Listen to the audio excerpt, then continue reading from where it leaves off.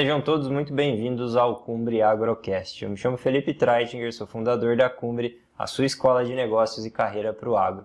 Aqui, você profissional do setor vai ter conhecimento prático e aplicável do agro para o agro. É isso mesmo, em todo episódio nós vamos trazer uma grande referência sobre o assunto aqui discutido, para que realmente esse conhecimento faça diferença na tua vida e na tua carreira.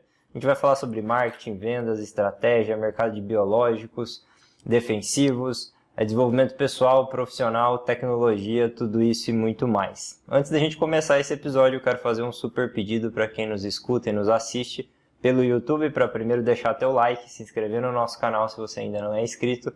Se você nos escuta pelo Spotify, deixar 5 estrelas, ativar as notificações. E se você realmente gostar do nosso episódio, não esquece de compartilhar com outros profissionais do setor, no grupo das empresas, nos colegas, para que a gente possa chegar a mais pessoas, tá? Dito isso, pessoal, vamos lá. Hoje o nosso tema é super interessante, a gente vai falar sobre tendências, visão de um dos mercados mais promissores aqui no Brasil, que é o mercado de biológicos, como um especialista no assunto, tá?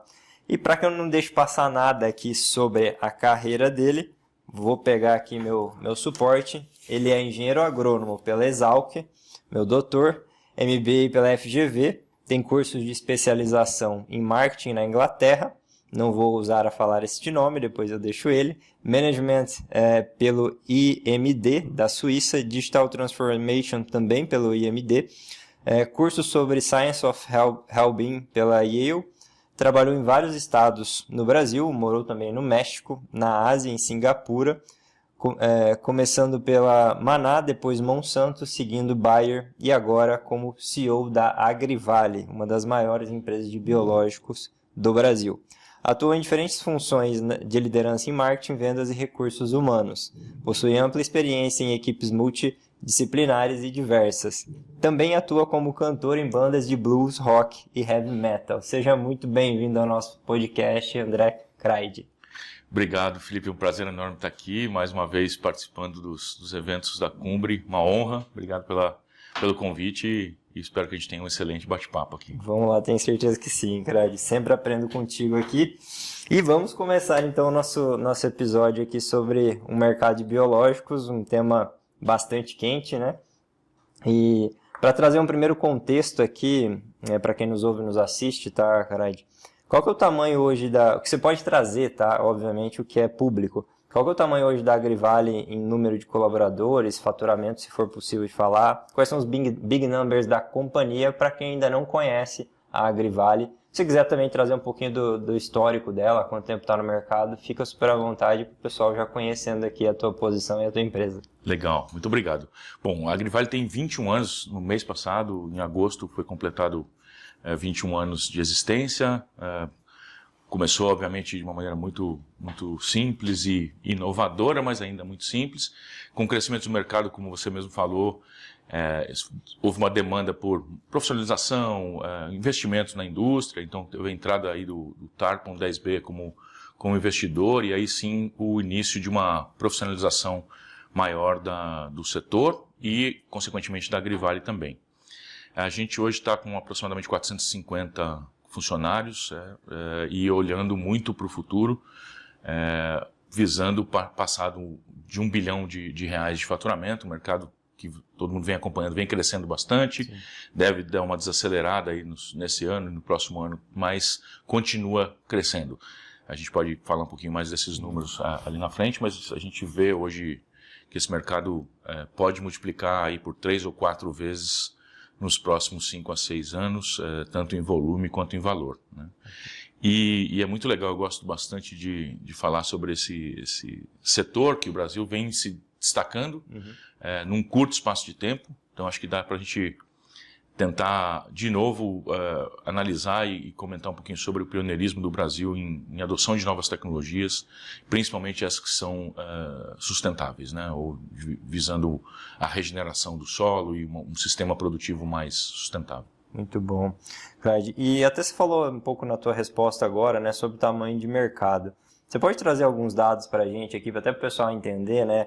Qual que é o tamanho desse segmento hoje, quais que são as projeções de crescimento dos próximos anos, né? Qual que foi a tendência até aqui? Podemos olhar um pouquinho para trás para depois olhar para frente. Traga um pouquinho de informação aí para o pessoal. Legal. Bom, hoje, pelo que a gente acompanha através de pesquisas e nossas próprias análises, o mercado deve estar em torno de 6 bilhões de reais, um pouquinho mais de 1 bilhão de dólares. Vinha crescendo em taxas entre 30% e 40% ao ano, que é um crescimento bem significativo, que vinha acompanhando aí talvez alguns anos de muita abundância no agro do ponto de vista de rentabilidade, preço de commodities e tudo mais.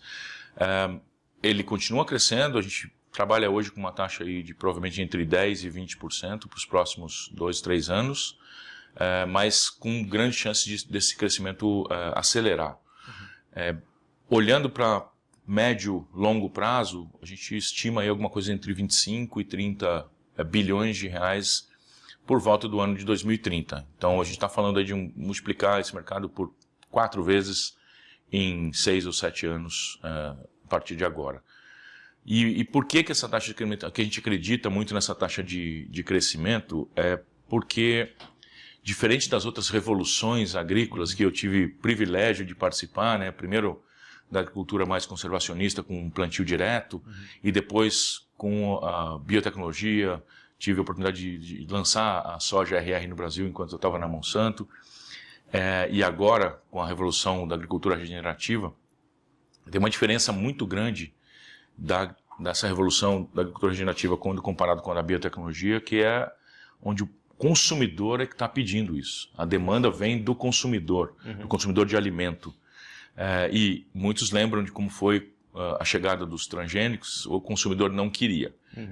Então teve um esforço extra do agricultor para poder convencer a sociedade que isso sim era uma prática importante e boa, mas agora é ele que está pedindo. Então a gente acredita muito nessa transformação pela demanda do consumidor. Eu acho que curva de adoção de alguns segmentos dentro de biológico já vem mostrando que começa devagar, mas quando isso toma atração, o crescimento é realmente exponencial. Então a gente teve isso acontecendo já com inoculantes, depois com bionematicidas, e o próximo segmento que deve passar por essa mesma curva agressiva de crescimento deve ser o de biofungicidas foliares. Então, produtos vão melhorando performance, o agricultor não só vai experimentando e comprovando resultados super positivos, como também tem a questão mais emocional do agricultor ter orgulho de falar que ele está realmente mudando a maneira de fazer agricultura, complementando as práticas que ele já tem com produtos biológicos e visando realmente olhar o sistema para equilibrar o solo, equilibrar a produtividade em função de uma construção de um solo mais equilibrado. Legal. É muito legal o que você falou, né? Porque eu não tinha parado para pensar quando você falou realmente, né? A gente tem uma demanda da sociedade hoje pela sustentabilidade, né? E realmente foi muito diferente do RR, do transgênico, né? Que é uma briga, a gente sabe até hoje, né? O pepino que tem aí, que agora a Bayer enfrenta, né? Com essa questão, muitos processos lá e tudo mais. Realmente, acho que o caminho ele vai ser mais natural, né, Craig, em relação a biológicos, porque temos uma geração muito mais preocupada com isso agora. A tendência é que essa geração ela assuma as fazendas, ela já tem uma consciência maior. Então é um timing, é um momento bem interessante, né, para a era dos biológicos, né, se olhar por esse viés que eu não tinha pensado antes de você falar, não. Sem dúvida, e já temos mercados que mostram que isso já aconteceu. Sim. Muito concentrado no mercado de HF, né, de frutas e hortaliças nos Estados Unidos, né, na costa da Califórnia, principalmente, e na Europa, de maneira geral, por demanda do consumidor. Legal. Só que ficou muito limitado a esse mercado específico que vai para a mesa, vai para o consumo. O Brasil tem hoje um nível de adoção menor ainda do que Europa e Estados Unidos, mas com crescimento muito rápido em culturas extensivas, como soja, milho, algodão, cana-de-açúcar. Então, a diferença que o Brasil vai fazer é muito significativa e muito impactante. E até, assim, você falando de novo, me veio umas perguntas aqui que nem estão no script. Você vê, Craig, que usando dos biológicos e tudo mais, a gente consiga num futuro próximo, se isso já existe até, por favor, traga, tá? Certificações, né, que deem um ágio para o produtor e que isso, por si só, alimente o negócio para que ele cresça naturalmente. Existe isso já? Isso é uma tendência para o futuro? Igual a gente tem as ISO de qualidade, de segurança e tudo mais, você tem isso já para o biológico também, para vender para a Europa, para vender para... Porque existe o ágio da soja convencional. Existe um mercado relativamente pequeno se você compara ao mercado total, mas ele existe, né? Você vê isso também, esse viés para sojas plantadas, colhidas, enfim, cultivadas, sem nenhum tipo de defensivo químico, vamos chamar assim? Eu acho que a certificação, vou trazer um pouquinho mais de informação de como a gente está hoje, onde é que a gente está atuando nisso. Eu acho que ela não vai por esse caminho de ser uma produção certificada só com uso de biológicos, por questões principalmente de práticas agrícolas do Brasil, de pressão de doenças e pragas não tem uma solução ainda, principalmente herbicida, né? Mas sim, essa certificação, essa diferenciação já começa a acontecer, ainda sem um premium de commodity, de valor, mas a gente acredita muito que isso vai chegar nesse ponto logo. A gente faz parte de um consórcio hoje, que foi recém-lançado, 2 meses atrás, menos talvez, que chama Regia, e onde a gente trabalha junto com recomendantes técnicos, produzindo certo, para criar esses protocolos para o produtor, visando essa certificação, essa garantia de origem de agricultura regenerativa para a produção de soja e de milho inicialmente. Então a gente começa nessa safra já com esse consórcio. A soja convencional hoje já está mais estabelecida em relação a pagamento de prêmio na commodity, mas como você mesmo disse, é um mercado pequeno. Para o produtor ter um esforço maior de controle de práticas agrícolas, de lista de produtos que podem ou não ser utilizados, ele precisa realmente ter algum tipo de diferenciação no pagamento. Mas, de novo, voltando à questão do consumidor pedindo isso, então eu acho que a indústria vai começar a acelerar isso, a indústria de alimentos, né, que vai começar a tentar entender de onde está vindo a soja, ou o farelo de soja, ou o milho que ela está usando para alimentar frango e suíno. Então isso deve gerar um movimento muito positivo. Mas a gente já está com isso iniciando exatamente nessa safra. Muito bom. Legal saber. E até pegando um gancho da tua resposta mesmo, tá, Craig? Você falou do mercado, né, potencial para daqui 5 anos de 25 até 30 bilhões, né? De reais ou dólares? Reais aqui no Brasil, né? Então vai dar lá os 5, 6 bilhões de dólares. Isso aí. Você vê que este mercado ele cresce sobre um dinheiro novo, sobre um mercado novo, ou ele vai abocanhar um pouco do mercado, ele já tem feito isso, dos defensivos químicos e dessa indústria de defensivos? Como é que é a tua visão das porcentagens de como o mercado vai se acomodar neste crescimento? Né? Traz um pouco dessa visão. Né? Eu acho que ele vai pelos 2 caminhos que você trouxe, né, de substituir parte ou complementar parte do manejo dos químicos, em algumas situações específicas, seja de fungicida, ou de melhorar a performance dos químicos em fungicidas, por exemplo, substituição de alguns inseticidas, eu acho que isso já está acontecendo. Nematicida é um exemplo típico de que hoje o maior mercado é de bionematicídas. Tem uma parte que vai ser de adoção incremental, e outra parte ele cresce porque a área também cresce, o aumento do uso de tecnologia cresce. Em anos onde a gente tem uma remuneração melhor do produtor, é onde ele acaba investindo mais.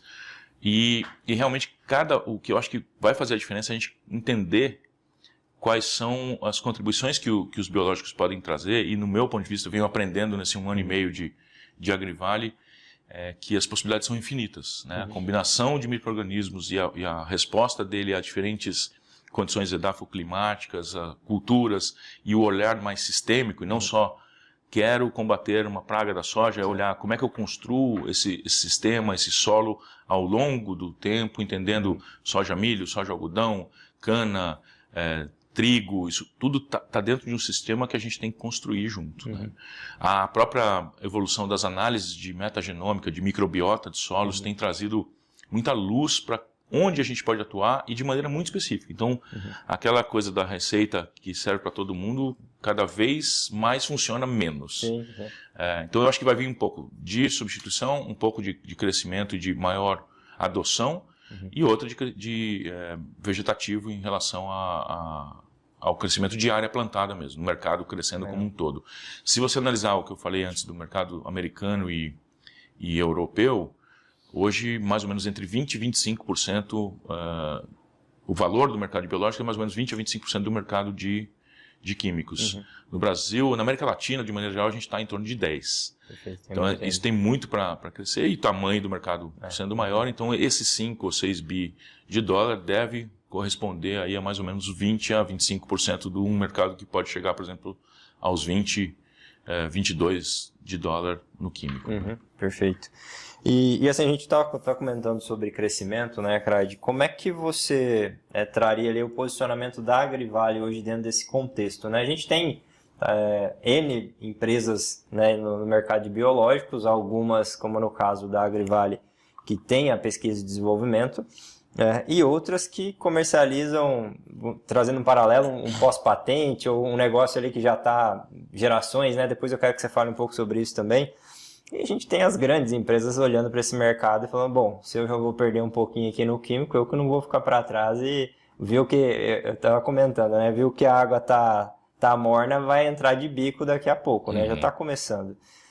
Como é que está essa visão dentro da Agrivale, né? Como é que ela se posiciona, de novo, que você pode trazer aqui para a gente, para diferenciação nesse mercado, né? Porque, de novo, eu já não vejo mais que existe uma oportunidade, mas não é mais um oceano azul, água totalmente limpa, já tem alguns bons entrantes ali e o pessoal já abriu o olho para esse mercado, né? Perfeito. Bom, vou tentar dividir a resposta em alguns pedaços. Acho que primeiro teu statement, tua premissa de comoditização de parte do mercado, ela já está acontecendo. Então você tem alguns micro-organismos, os que a gente chama de produtos com um micro-organismo só. E aí a Agrivale foi pioneira na mistura de micro-organismos. Ele vai continuar aí, vai continuar crescendo, porque a adoção ainda é relativamente baixa, mas os pilares, eu acho que a gente tem hoje claros de crescimento e onde a gente acaba investindo mais é em R&D, em P&D, onde, como eu disse, as possibilidades são infinitas, está trabalhando com natureza. A gente tem hoje 1.200 cepas nossas dentro de casa, que a gente está acelerando com análise de metagenômica, sequenciamento genético, para trazer produtos, olhando produtos multifuncionais. Então, isso também nos possibilita ter, talvez, um produto que seja inseticida, fungicida e condicionador de solo ao mesmo tempo. Então, trazer praticidade para a operação do produtor. A gente acredita muito e trabalha com essa filosofia de cooperação e de colaboração. Então, a gente sempre tem empresas trabalhando junto com a gente, não só indo ao mercado, mas no desenvolvimento de produtos. Então, esse co-desenvolvimento, tanto com tecnologias nacionais, empresas daqui, como dos Estados Unidos, também a gente tem muita cooperação. É parte da nossa maneira de trabalhar, ter essas colaborações. As gerações de produtos biológicos hoje, eu já não consigo dizer o que é segunda, terceira, quarta ou quinta, e tudo acontece muito rápido, né? E tem muita inovação que chega que a gente não espera, tanto nossa quanto de outros players do mercado. Mas eu acho que vai sempre estar baseado no P&D, o quanto a gente consegue trazer de inovação para o mercado, cada vez mais específico. Então, vamos ter que entender cada ecossistema, cada pedaço do Brasil, cada cultura, cada sistema produtivo, e tentar trazer produtos que vão nesse sentido. Se você olhar um pouquinho mais para médio e longo prazo, a gente já está hoje trabalhando com produtos à base de RNAi, que é uma tecnologia parecida com a da vacina que foi criada para o Covid. A gente tem uma colaboração com um professor da Unicamp, que tem um laboratório dentro da Agrivale, se dedica 80% do tempo dele para esse projeto, com financiamento FINEP. Então tem o índice alto poder de inovação, com, obviamente, o risco acompanhado de sucesso relativamente baixo. Então a gente tem botado bastante esforço nisso, e trazer cada vez mais produtos inovadores, específicos e com muito foco no sistema produtivo. Legal. E o que você falou, né, quando você pensa em seres vivos, né, a questão do sistema, ele ele deve ser bastante particular também em cada região, né? Porque tem algumas regiões do sul, a temperatura mais amena, Mato Grosso, 40 graus na sombra.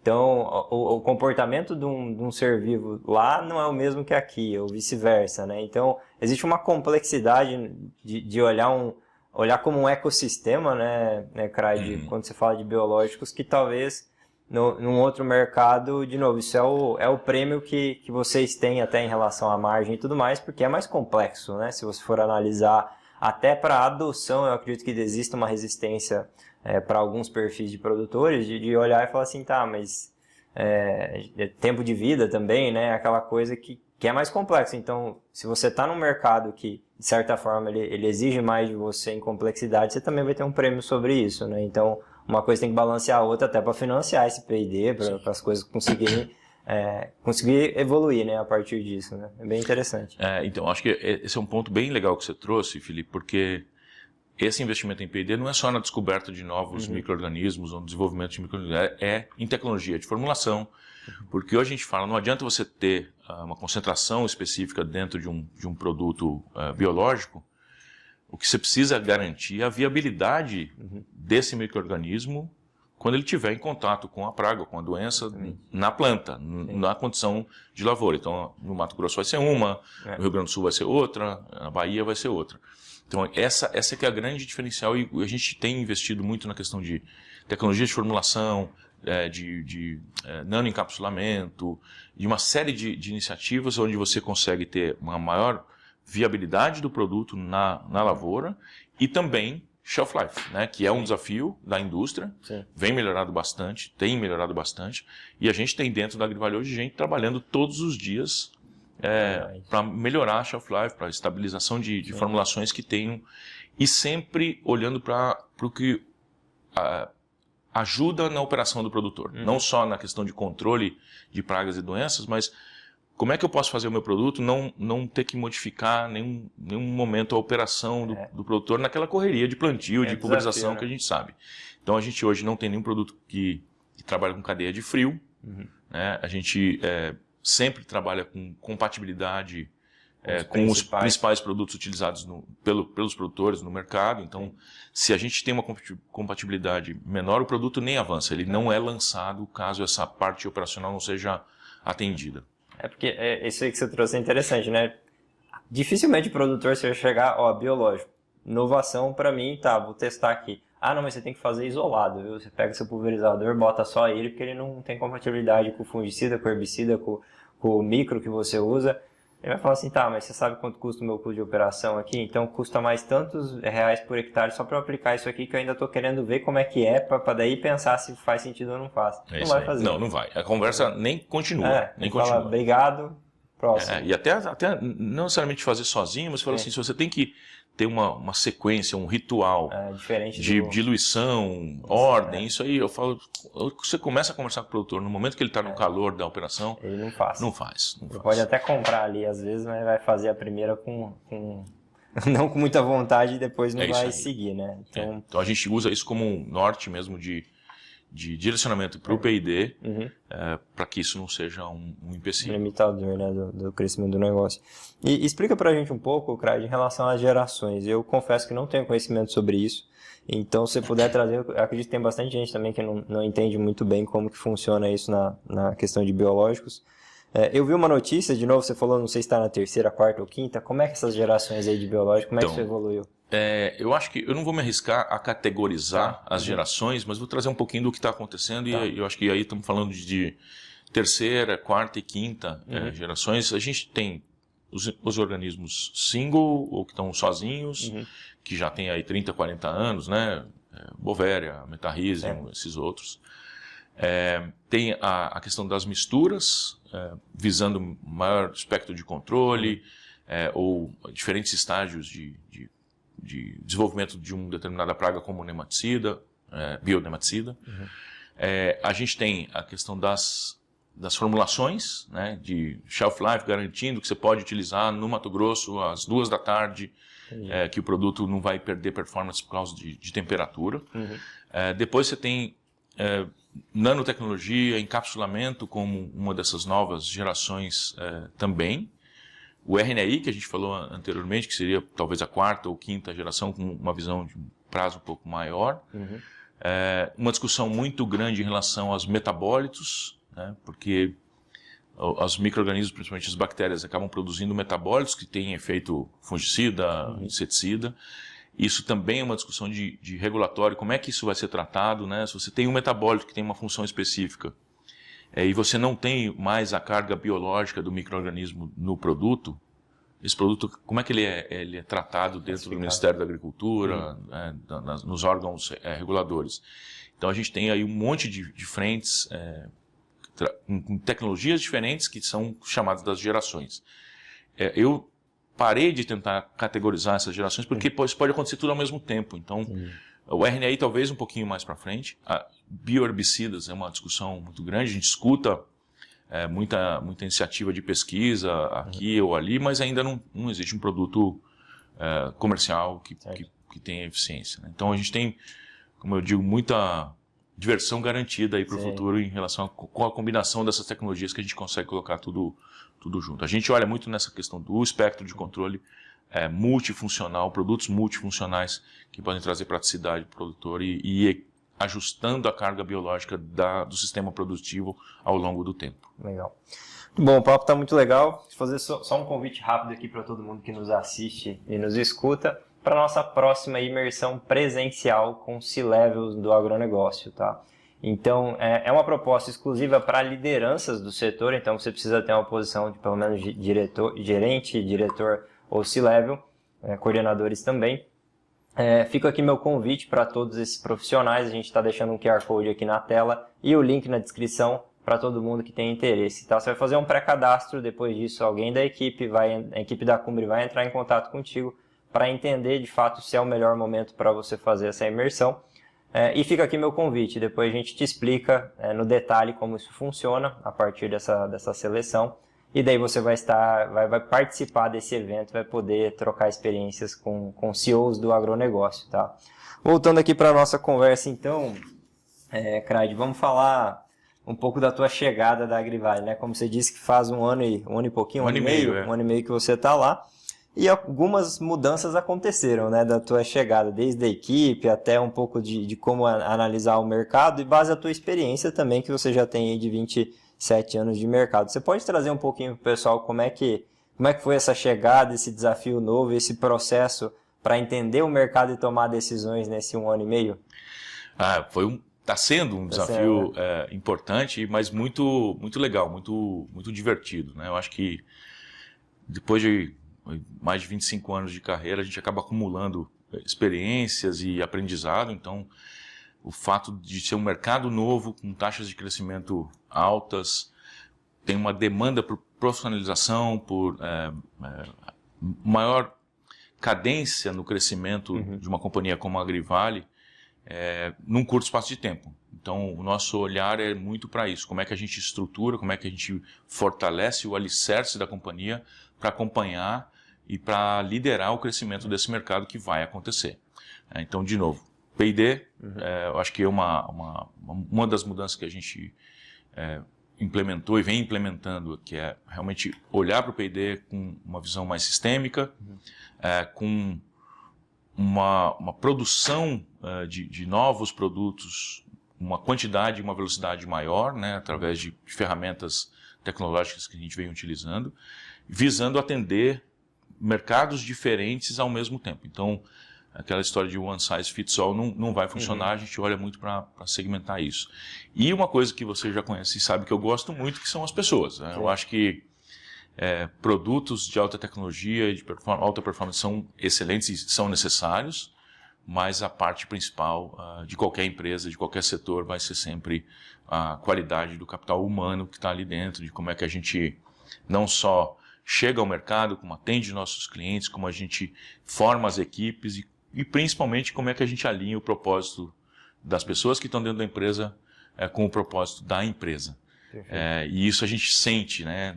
Você ainda não foi me visitar na Agrivale, mas você tem que ir para sentir isso lá dentro, ver como é que eu costumo dizer que a gente tem o brilho nos olhos, o sangue nos olhos para para transformar a agricultura do Brasil com o conhecimento de cada um e com essa energia que a gente acaba produzindo e levando para o campo. Então isso é muito legal, tem sido um desafio diário, né? Todo mundo sabe que o mercado está desafiador e deve continuar ainda para o próximo ano, mas mesmo assim a gente não deixa o nível de energia cair. Então a gente está correndo atrás para fortalecer esse alicerce e trazer cada vez mais tecnologia para o campo. É aquela coisa, né, Craig? Eu falo brilho nos olhos e faca nos dentes, né? Você tem que ter, brilhar os olhos que você está fazendo, tem que ter um propósito ali imbuído do time, mas também precisa de energia para executar, né? Não adianta ter só uma coisa, eu adoro o propósito, cadê a execução, o resultado, né? Tá lá na ponta, então a faca nos dentes eu brinco que é o executar, né? O cara que vai lá e fala e faz, né? Walk the talk, não muito legal. E muito relacionado, Felipe, esse mercado de bioinsumos, ele é muito relacionado com a questão agronômica, com a questão de proposta de valor mesmo. O agricultor ele quer saber onde é que ele agrega valor ao negócio dele. Então você precisa ter gente que sabe fazer isso, que gosta de fazer isso, campos demonstrativos, áreas lado a lado, o entendimento de como funcionam os micro-organismos, como é que eles interagem, essa coisa de associação com os químicos, isso tudo tem que ter conhecimento, senão acaba ficando muito raso, muito superficial. Muito bom. E é o que você falou, né, Craig? Você tem um crescimento de 15%, agora nesses anos vai 15%, 20%. Como é um mercado, eu acredito que seja diferente da onde tu veio, né? Da grande empresa, que você tinha aquele histórico de 30, 40 anos, vamos crescer 2% no ano, 3% vamos estabilizar aqui, um ano difícil e tal, vamos conter e vamos seguir. No biológico, né, 15 é agora na contenção, quando está acelerado mesmo 25, 30 que você falou, 40. Então é uma dinâmica diferente, né, da onde tu veio para onde tu tá agora, né, eu acredito, né? Sim. Então deve ser um desafio diferente mesmo, né, frenético a coisa. E daí você olha, a empresa está crescendo 10%, se o mercado está crescendo 15%, você está perdendo market share, meu amigo. Então assim, se esperta, entendeu? E eu acho que um outro grande desafio também é entender essas análises, né, quem puxa esses relatórios, da onde que tu pega essas fontes, né? O mercado cresceu 20%, o outro relatório saiu 17%, mas peraí, o que é? Vamos sentir o calor lá do mercado também na ponta, cruzar essas informações, porque às vezes tu tá achando, né, por ser um mercado muito jovem, né, Craig, que tá crescendo 15% e na verdade foi 17%, aí você fala, não, eu tô bem aqui, porque a gente tá acompanhando, não tá. Não. Entendeu? Então, e você tem uma margem de erro muito maior, exatamente pelo nível de adoção ser mais baixo. Nas próprias pesquisas você tem uma margem de erro maior, naturalmente, estatística. Claro, né? E eu falo muito isso lá dentro da Agrivale, a gente tem feito cada vez mais. A melhor maneira de você sentir o que está acontecendo é estar próximo. É isso. É estar no campo. Na semana passada eu estava no Mato Grosso, essa semana eu estava no sudoeste goiano. A gente tenta estar muito próximo, acompanhando, não só entendendo como as coisas estão andando agora, mas entendendo as demandas e necessidades do produtor para daqui a 2, 3 anos, né? Certo. Mas é super importante ter esse alicerce bem sólido para quando vier o crescimento de novo de 30%, 40%, a gente não ter que ficar fazendo puxadinho, né? Tem que estar bem estruturado. Vai fazer igual o Elon Musk, né? Diz que fizeram uma aposta lá, um vendido, o Bill Gates, de 500 milhões de dólares que ele não ia entregar na época da Tesla lá. Eu vou dar um número hipotético aqui, tá? Não me lembro, tá na biografia dele. 5 mil carros elétricos dentro de um período X. Né? E o puxadinho que você falou foi exatamente isso que ele fez. Ele mexeu em absolutamente tudo na indústria dele, que era automatizada, robotizada. Ele inclusive pegava um spray e ia passando nas máquinas que performavam menos do que os humanos. Porque ele tentou primeiro automatizar tudo, depois viu que os humanos eram melhores em algumas coisas. Beleza, ele fez todo esse ajuste, chegou em 70% da meta. Aí ele pegou, olhou pro estacionamento que ele tinha lá na Tesla, montou, sem brincadeira, uma tenda de exército. Ele fez uma outra linha de produção lá para entregar os 5 mil, né? Eu acho que assim, foi improviso, ele chegou no resultado, mas você não precisa fazer isso também. Se você tiver a análise, né, tiver a estrutura e os dados, você percebe, né, consegue ter pelo menos uma previsão de como é que o mercado vai acontecer, né? Perfeito. E o Bill Gates perdeu esse dinheiro para ele. Tá? Eles não se dão muito bem até hoje por causa disso, é verdade. E ele tinha recursos para investir, para reagir rápido, ele né? Tinha. No caso da indústria de bioinsumos, mesmo que você tenha, você não consegue, muitas vezes, fazer isso, né? ampliar capacidade de fabril e tudo mais. E tem um tempo de resposta. Estamos trabalhando com ser vivo, né? Sim, sim. É uma outra pegada, né? Só Muito peguei o mais dinâmico. exemplo aqui, Isso mas aí. realmente não tem como fazer isso em alguns pontos, né? E, bom, falando um pouquinho agora, Craig, sobre a posição do Brasil, tá, em relação à agricultura sustentável, que tem tudo a ver com biológicos, né? Como é que a gente está hoje olhando a nível mundo, né? A adoção de tecnologias sustentáveis, da sustentabilidade de maneira geral, né? Qual que é a tua visão sobre este tema em específico, não necessariamente biológicos, tá? Mas de uma maneira mais ampla, comparativamente aos Estados Unidos? Você já falou um pouco que a gente tem muito a crescer, né? Isso aí tá super claro. Mas hoje o Brasil ele adota mais do que a Europa. Existe por vezes alguma distorção em relação ao quanto a gente já faz sobre tudo que o produtor, né, ele já entrega de sustentabilidade em relação ao que é comunicado para fora do Brasil? Eu acho que esse é o ponto principal, Felipe. O que a gente faz e a velocidade com que a gente adota, eu acho que o produtor brasileiro, de maneira geral, ele tem apetite para testar novas coisas, para inovar e para ir para caminhos mais sustentáveis. Isso não há discussão. Não significa que isso é percebido lá fora desse jeito. Então, eu acho que falta aí um trabalho como país mesmo, como indústria, como setor agro, de vender isso lá fora de uma maneira muito mais positiva, né? Eu tive a oportunidade de ficar alguns anos fora. Tem a história da destruição, desmatamento e não sei o quê, e tem a questão dos grandes produtores, que o mercado olha de uma maneira pejorativa, sem ter conhecimento nenhum. Então, eu acho que nosso papel é levar informação para a opinião pública, seja de país que for. E eu acho que a gente precisa trabalhar mais. Acho que tem algumas iniciativas que estão começando agora, a gente está participando de algumas delas, para levar essa imagem do produtor. E é uma imagem que não é simplesmente vender a palavra sustentável, que senão fica muito vazio, muito fraco. É realmente mostrar com números, e aí traz a questão da adoção em grandes culturas e não em nichos de mercado, que a gente vem acompanhando aqui no Brasil: soja, milho, algodão, cana, e próprio HF também, frutas de exportação, né, que é onde você tem um impacto direto no consumidor que está comprando isso, seja na Europa, na Ásia. Então, acho que falta realmente um trabalho de valorização, e o apetite do produtor para usar a tecnologia também acompanha o apetite de ser reconhecido como um produtor que cuida da parte de sustentabilidade, que está olhando para a regeneração e tudo mais. Então, eu acho que tem a faca e o queijo, precisamos colocar isso em prática e investir um pouco nisso, né? Eu acho que a gente tem muita coisa para ensinar para o mundo e mostrar que dá para fazer em escala, sim, que isso não é um mercado de nicho. Legal. Aí não tem para pegar o Brasil, né? 3 safras, clima tropical, meu amigo. É isso aí. Os Estados Unidos está num platô, já chegou ali num platô, né? Talvez alguma coisa em melhoramento e tal. Produzem muito milho, né? São muito bons nisso pela altitude e tudo mais. Aqui a gente tem muito potencial, né? Tem. E em tudo, que nem você falou, né? Eu vejo alguns exemplos, né, que a gente tem visto acontecer no Brasil, são ainda áreas pequenas, mas oliveira, né, para produção de azeite, de oliva, uvas para vinho. A gente desenvolveu tecnologia, desenvolveu a dupla poda. Isso pode tomar uma proporção importante, machucando alguns mercados aí, como França, Espanha e tudo mais, num médio espaço de tempo, que você precisa de um tempo para estabelecer essas culturas. Mas se você falasse de oliveira ou de uva para vinho há pouco tempo atrás, era praticamente piada, né? Total.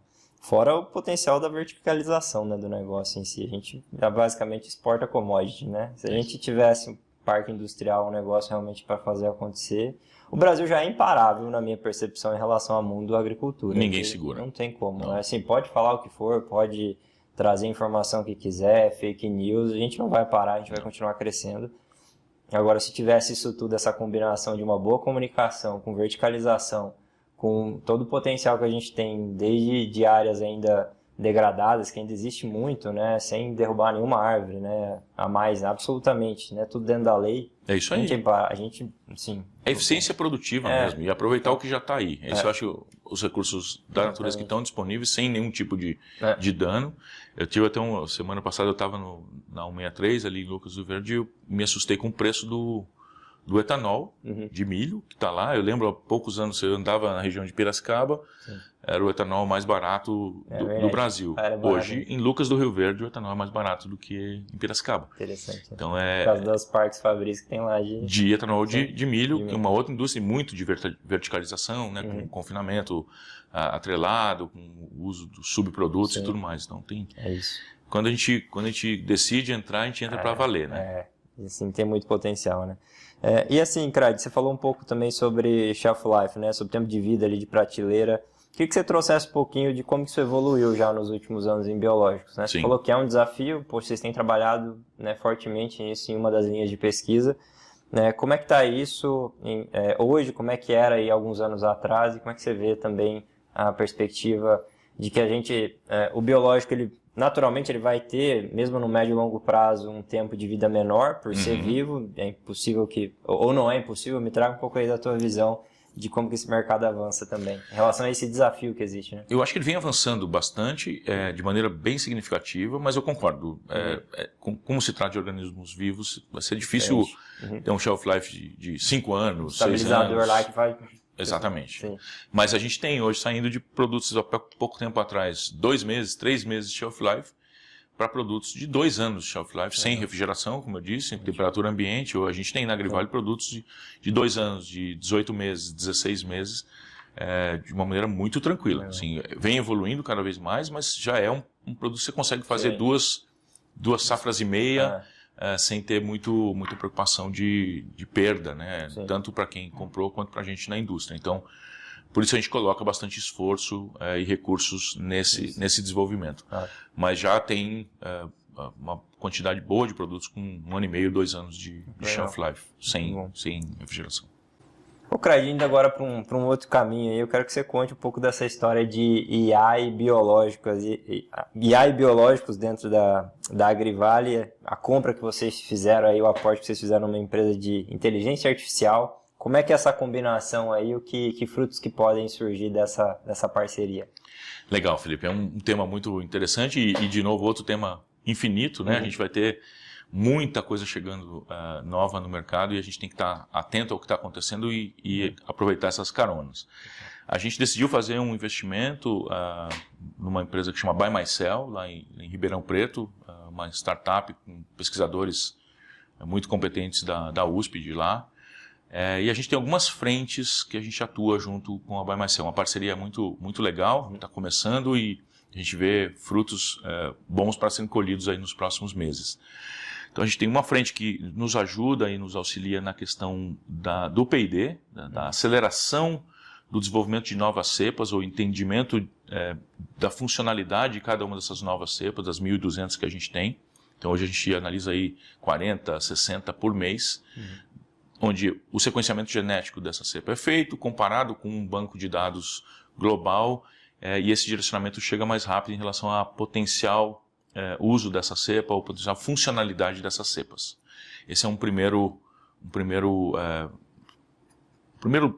esforço que a gente tem de pesquisa e desenvolvimento.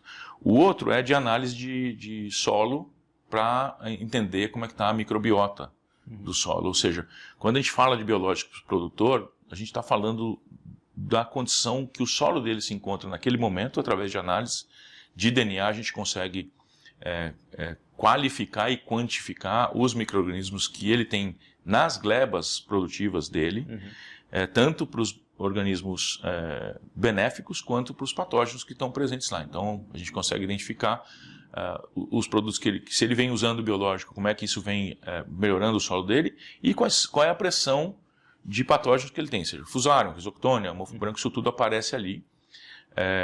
E a gente usa isso de uma maneira muito, muito prática, ou seja, apresenta um resultado para o produtor, mostrando para ele o que ele tem, e a questão da inteligência artificial é você colocar isso em contato com outras camadas de dados, né, de produtividade, de fertilidade de solo, de mancha de solo, de característica de tipo de solo. Então os metadados que o produtor já vem coletando através das máquinas e tudo mais, isso acaba se complementando e a gente está hoje tentando chegar a conclusões e a insights em relação a essa interação entre as variáveis no setor produtivo.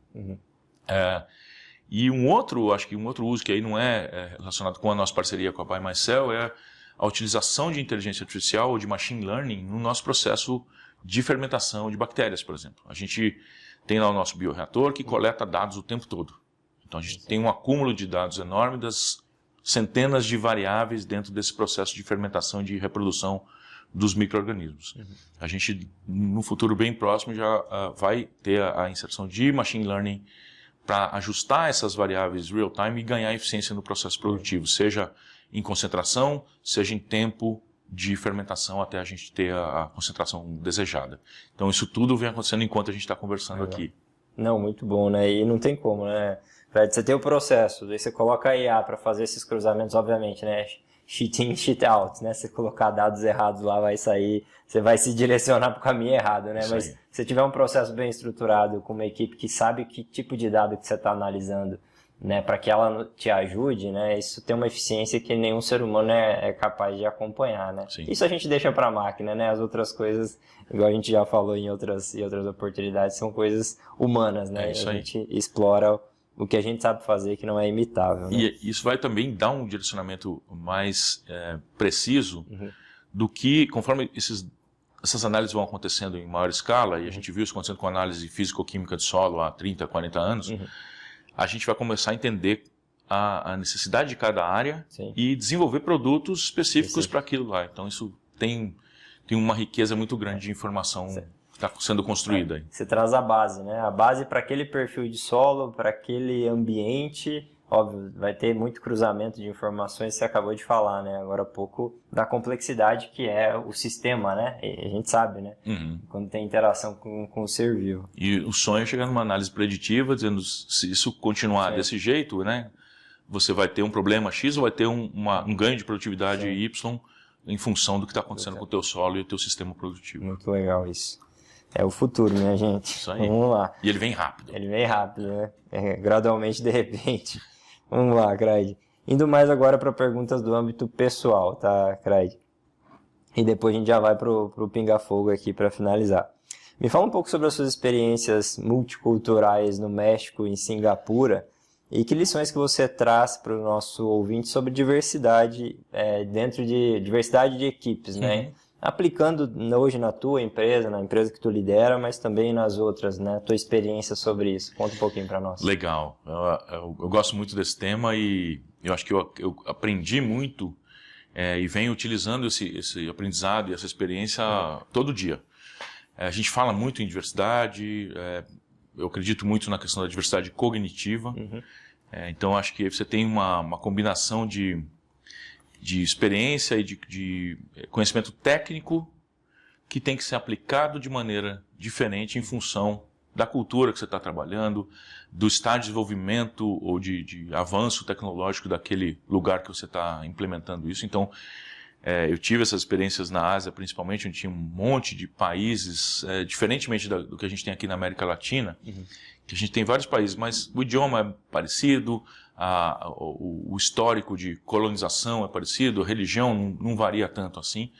Lá você tem uma diversidade enorme de um país para o outro. E eu lembro que a gente tinha algumas intenções na época de implementar estratégias de go-to-market, de distribuição e tudo mais. E a gente sabia como fazer, já tinha feito no Brasil, já tinha feito no México. Quando você chega lá e começa a implementar isso, você vê que a mesma estratégia, ou a mesma receita não funciona, o bolo sai diferente, então aí você tem que adaptar isso de maneira muito, muito precisa em relação à parte cultural, a maneira de comunicar, o tempo de resposta de cada país. Então o que funciona na Tailândia não funciona nas Filipinas, muito menos na China, então isso tudo demora um tempo para você entender como trabalhar e como evoluir nesse sentido. E o mais legal, eu acho que é as experiências de vida que você tem das pessoas que estão trabalhando, né? Você falou das equipes e tudo mais. Como é que você combina isso? E aí sim a questão da diversidade cognitiva e das experiências para formar um time onde você tenha gente que tenha talentos naturais para as diferentes demandas que você tem no dia a dia.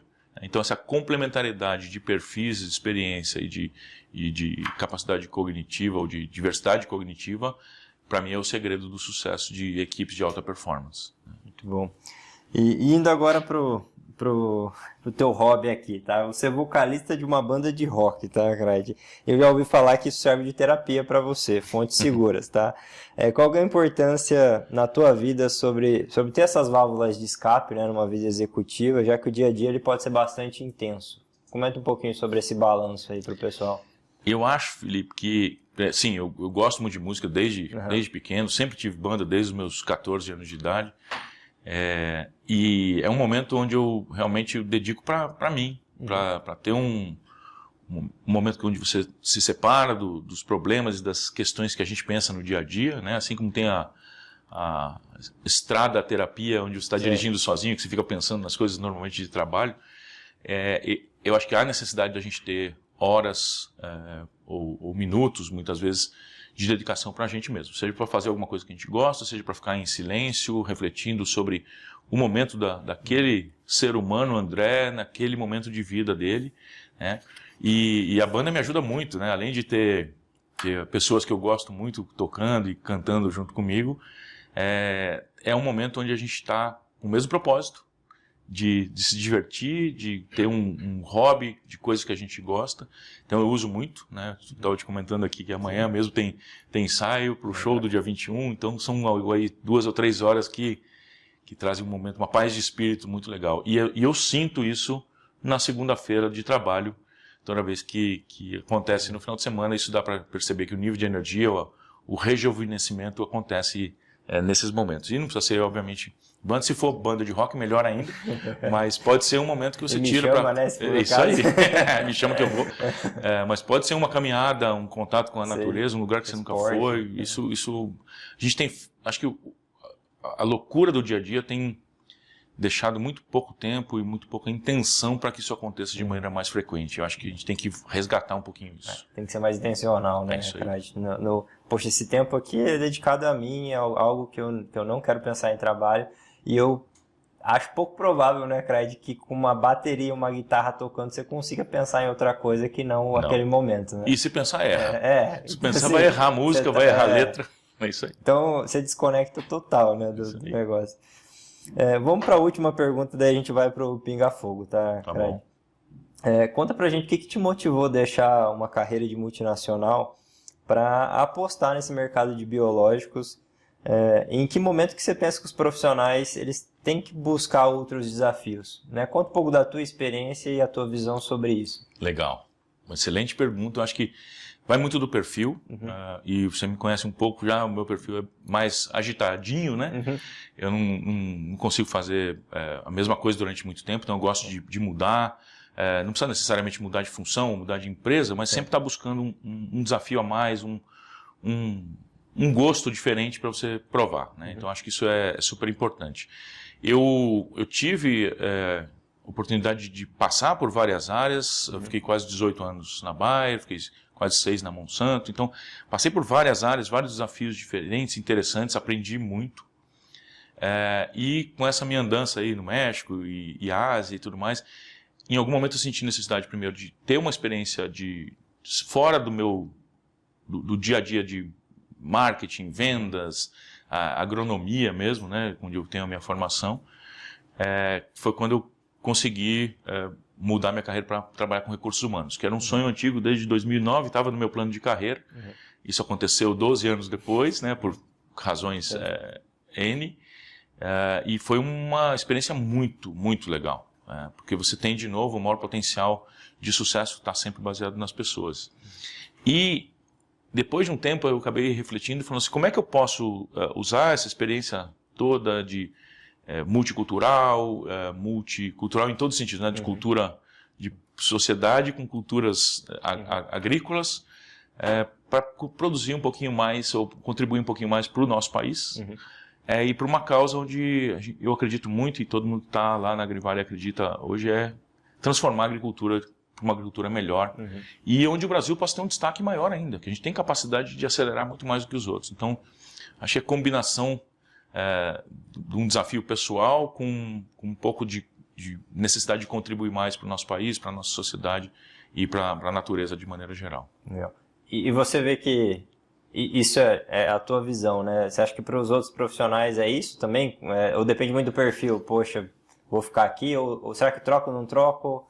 O que você poderia trazer de dica aí? Eu acho que uma dica seria um pouco daquilo que a gente falou, de dedicar um tempo para autorreflexão e para entender, assim, o que está me motivando e qual que é o que motiva, o próximo passo que me motivaria mais, sabe? Onde é que eu consigo continuar com um brilho nos olhos, continuar contribuindo para a empresa, para a sociedade, para o agricultor e para o seu próprio desenvolvimento pessoal, né? Então, eu acho que tem que ter essa fagulha, esse fogo, tem que estar identificado, ele tem que estar consciente.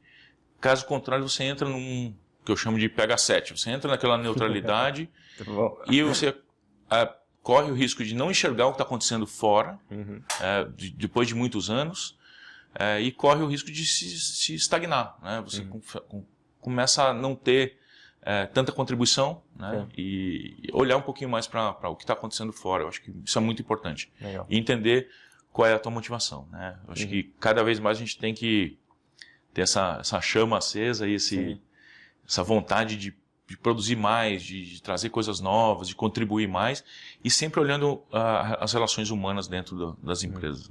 Isso tem muito de autoconhecimento também, né? Totalmente. Você tá, tipo, às vezes você tá indo lá, mas por que eu não tô feliz aqui, né? O que tá acontecendo se eu tava há 3 anos atrás e não tô mais hoje? Talvez, de novo, você olhar e se entender é um caminho que vai te ajudar, né? A tomar essas decisões também, né? E não precisa muito, né? 10, 15 minutinhos por dia ajuda bastante. Total. Muito bem, Crad, vamos lá para o nosso mini bloco Pinga Fogo com o gestor do agro, tá? A ideia são perguntas diretas, respostas sucintas, tá? Não precisa ser só uma palavra, não. Pode ser uma frase, enfim, elaborar um pouco também, Grande tá? desafio para mim, respostas sucintas. Vamos lá. Para você, o que define um grande líder? Essa é fácil, atitude. Ótimo.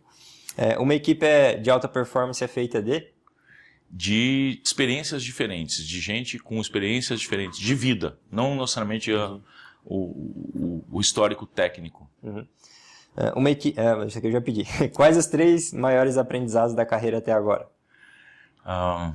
Nossa, essa é difícil. Eu acho que sempre trabalhar com autenticidade. A gente, na vida corporativa, você tem muita questão de não entender como o ambiente pode te ajudar ou pode te prejudicar. Então, acho que a autenticidade sempre tem que estar à frente. Relacionamento de confiança, acho que tem que ter confiança nas pessoas que trabalham com você. E muita vontade de fazer a diferença. Acho que isso realmente tem um peso enorme. Muito bom. Eu contrato pessoas para o meu time que tenham... Atitude. Atitude de novo. É isso aí. Feedbacks, na minha visão, são? São ou deveriam ser momentos de rotina e não eventos isolados ou específicos. Deveria ser parte do dia a dia, e aí entra a questão de autenticidade, confiança, vulnerabilidade, segurança psicológica dentro da empresa, que é papel do líder também. Perfeito. Última pergunta. O livro de maior impacto na minha carreira foi? Não foi um. Foram alguns, vou trazer uns 4 ou 9. Vai lá, manda ver. Eu acho que Empresas Feitas para Vencer, do Jim Collins, foi um começo importante. Acho que cada livro encaixa bem em determinado estágio de desenvolvimento da sua própria carreira.